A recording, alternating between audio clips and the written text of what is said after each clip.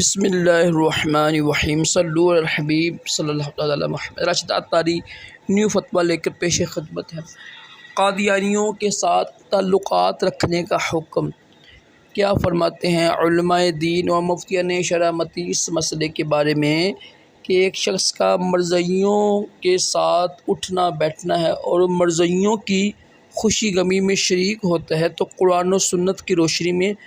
ہماری رہنمائی کی جائے کہ کیا مرزائیوں کے ساتھ اس طرح کے تعلقات رکھے جا سکتے ہیں یا نہیں۔ یہ سوال ہوا جی۔ بسم اللہ الرحمن الرحیم۔ قادیانی مرزائی مرتد ہیں اور مرتدوں سے تعلقات رکھنا جائز نہیں ہے۔ ایسے شخص پر لازم ہے، واجب ہے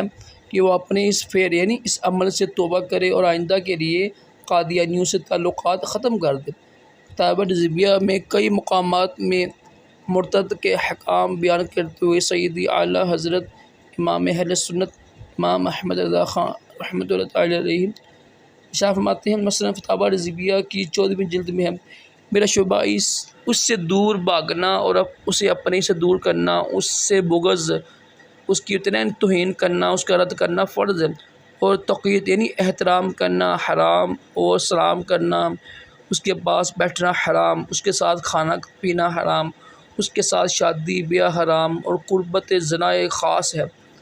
اور بیمار پڑ جائے تو اسے پوچھنا حرام، مر جائے تو اس کے جنازے میں شرکت حرام، اسے مسلمانوں کے ساتھ غسل دینا کفن دینا بھی حرام، اس کی نماز جنازہ پڑھنا بھی حرام بلکہ کفر، اس کا جنازہ اپنے کندھے پہ اٹھانا، اس کی جنازے کی یعنی مشابہت حرام، اسے مسلمانوں کے یعنی قبرستان میں دفن کرنا حرام، اس کی قبر میں کھڑا ہونا حرام، اس کے لیے دعائے مغفرت یا اصالِ ثواب کرنا بھی حرام بلکہ کفر ہے نا، کیونکہ وہ کافر ہے۔ مرتدین کے متعلق فتاویٰ مصطفیہ میں ہے، اس سے سلام کلام یعنی رابطہ، اس کے ساتھ کھانا پینا سب رسم و رواج حرام ہے۔ ٹھیک ہے۔ ایک مسلمان کا اپنے قادیانی بھائی سے تعلق رکھنا، خوشی غمی کے موقع پر شرکت کرنے کا حکم بیان کرتے ہیں فقیہ ملت مفتی